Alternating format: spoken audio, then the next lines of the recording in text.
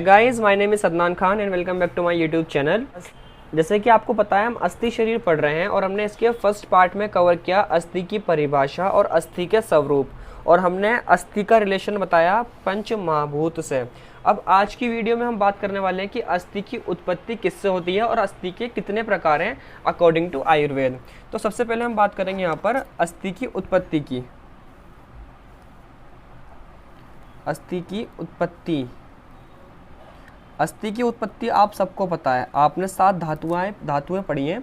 रस रक्त मांस मेद अस्थि मज्जा शुक्र। रस रक्त मांस मेद अस्थि, मेद अस्थि, यानी कि अस्थि की उत्पत्ति होती है मेद धातु से।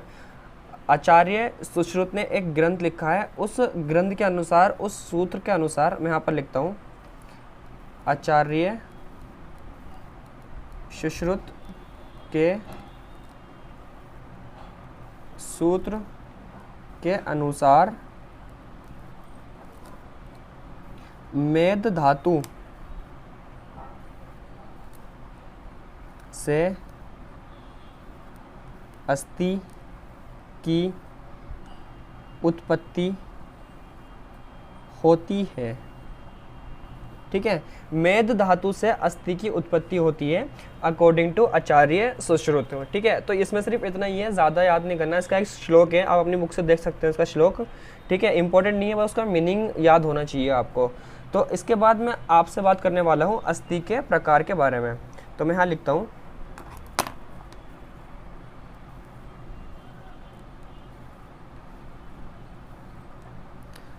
अस्थियाँ 5 प्रकार की होती हैं। अगर हम आयुर्वेद के अकॉर्डिंग चलें तो अस्थियाँ 5 टाइप्स की होती हैं, 5 प्रकार की अस्थियाँ होती हैं। कौन कौन सी होती हैं वो मैं आपको समझाने की कोशिश करूँगा 1 बाय 1। तो सबसे पहले इसके अंदर आता है कपाल अस्थि। कपाल अस्थि, अब कपाल अस्थि कौन सी होती है? कपाल अस्थि को अगर हम रिलेट करते हैं मॉडर्न से तो इसका मतलब होता है फ्लैट बोन। यहाँ मैं लिख देता हूँ इसके नीचे, इसका मतलब होता है फ्लैट बोन। और फ्लैट बोन कौन कौन सी होती है हमारी बॉडी के अंदर? जैसे पटेला, जो नी कैप होता है पटेला, वो बिल्कुल फ्लैट होता है, चपटा होता है, तो उसको बोल दिया हमने। दूसरा हमारी टेम्पोरल बोन, जो कान के पास की बोन होती है दोनों तरफ, उसे हम बोलते हैं टेम्पोरल बोन। वो भी कैसी होती हैं? चपटी होती हैं, फ्लैट होती हैं, इसलिए उसको हम क्या बोलेंगे यहाँ पर? कपाल अस्थि। तो लेकिन अगर हम बिल्कुल शुद्ध आयुर्वेद के अनुसार बात करें तो जो अस्थियाँ मिट्टी के घड़े के टुकड़े के समान होती हैं, क्योंकि जो मिट्टी का टूटा हुआ घड़ा होता है उसका जो एक टुकड़ा होता है उसको कपाल कहा जाता है। ठीक है, मिट्टी का जो टूटा हुआ घड़ा होता है उसको कपाल कहा जाता है, इसलिए उसके समान दिखने वाली अस्थियों को कपाल अस्थि कहा गया है। मैं यहाँ पर एक बार इसकी पहले डेफिनेशन लिखवा देता हूँ तुम्हें। जो अस्थियाँ मिट्टी के घड़े के टुकड़े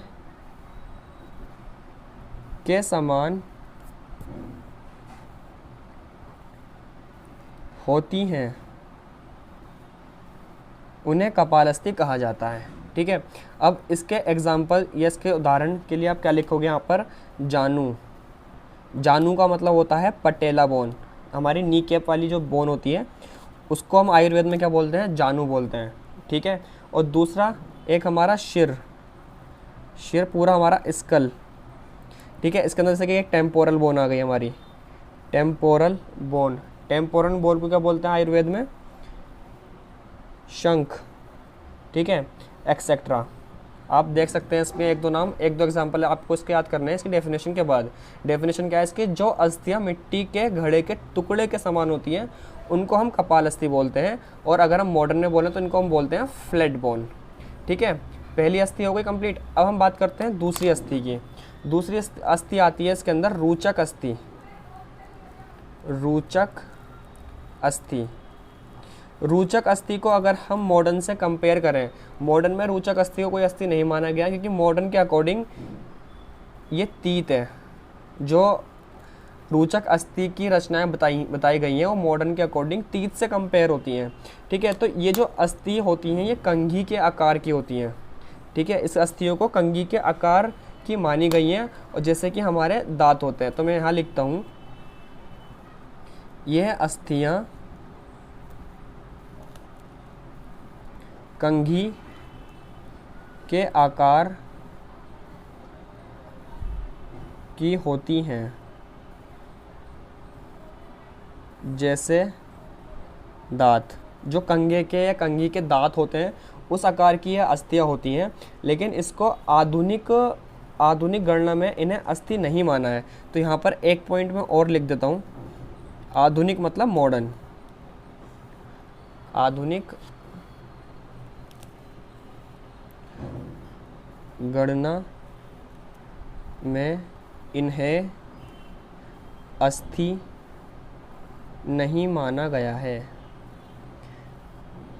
जैसे हम अपने अकॉर्डिंग टू मॉडर्न चलते हैं तो हमारी पूरी बॉडी के अंदर 206 हड्डियाँ होती हैं, लेकिन आयुर्वेद के अनुसार हड्डियाँ थोड़ी ज़्यादा हैं, 300 हैं, 360 हैं, अलग अलग आचार्यों के अनुसार।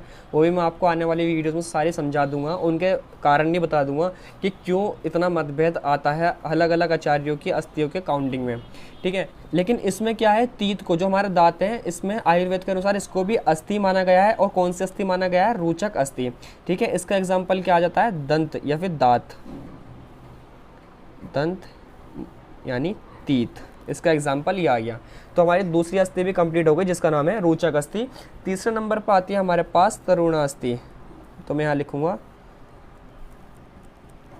तरुण अस्थि।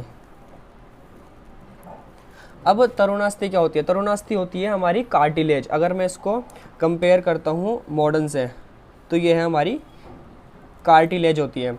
अब कार्टिलेज क्या होती है? बहुत सी कार्टिलेज ऐसी होती हैं जो स्टार्टिंग में सॉफ्ट होती हैं। जब कोई बेबी बनता है वो स्टार्टिंग में तो सॉफ्ट रहती है, लेकिन क्या होता है समय के साथ साथ वो ऑसिफिकेशन होता है, उसके अंदर कैल्शियम डिपॉजिट होता है और वो हमारी बोन में कन्वर्ट हो जाती है। लेकिन बहुत सी कार्टिलेज ऐसी होती हैं जो पूरी लाइफ टाइम तक कार्टिलेज ही रहती हैं। तो इसके अंदर मैं लिखता हूँ यहाँ पर, शरीर की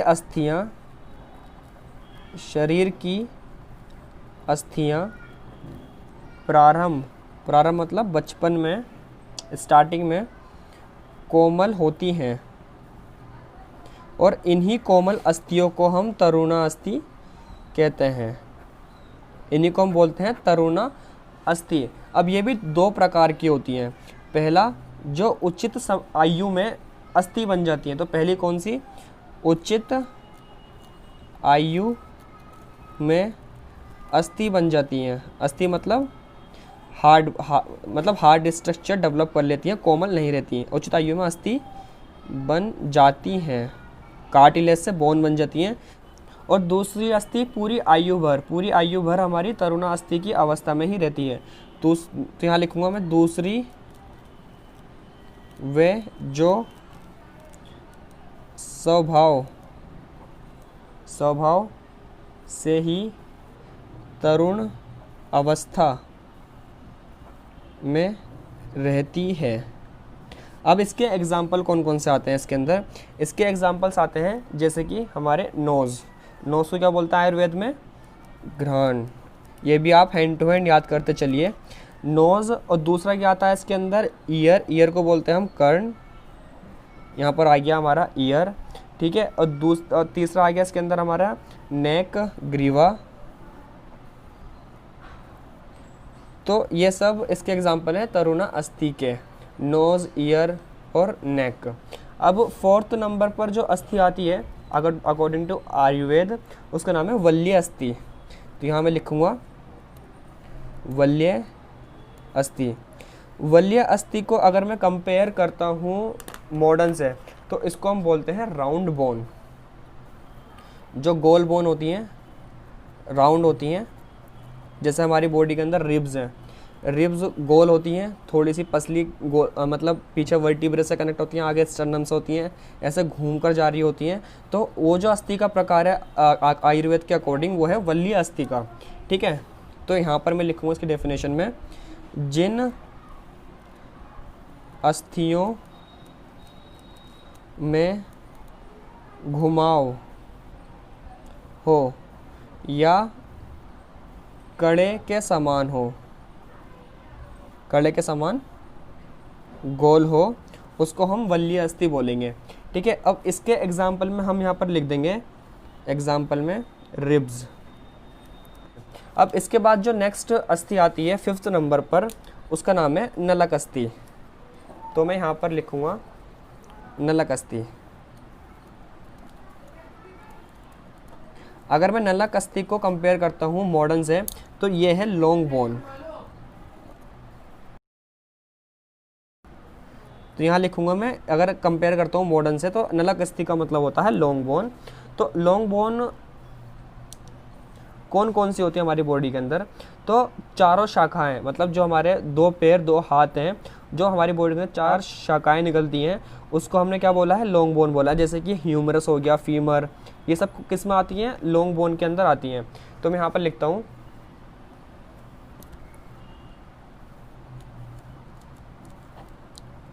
लंबी, दोबारा लिखता हूँ लंबी अस्थियों की गणना नलक अस्थि में की गई है। ठीक है, तो लंबी अस्थियों की गणना नलक अस्थि में की गई है लॉन्ग बोन के अंदर। और इसके एग्जाम्पल में हम क्या लिख देंगे यहाँ पर? ह्यूमरस, जैसे कि फीमर, एक्सेट्रा। तो ये अस्थि के 5 प्रकार हो गए, आपको ये इसी तरीके से याद रखने हैं। कपाल अस्थि, रोचक अस्थि, तरुणास्थि, वल्ली अस्थि और नलक अस्थि। आप चाहे तो इसके नोट्स बना सकते हैं या फिर इसका स्क्रीनशॉट ले सकते हैं। आपको जब भी रिवीजन करना हो आप इसका रिवीजन कर सकते हैं इजीली। अब इसकी नेक्स्ट वीडियो में हम बात करने वाले हैं अस्थियों के नंबर की।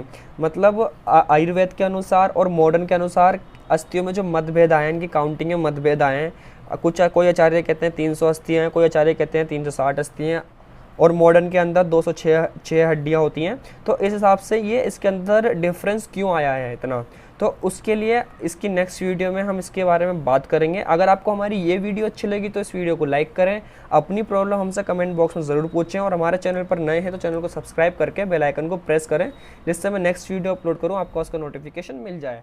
Okay, thank you so much guys.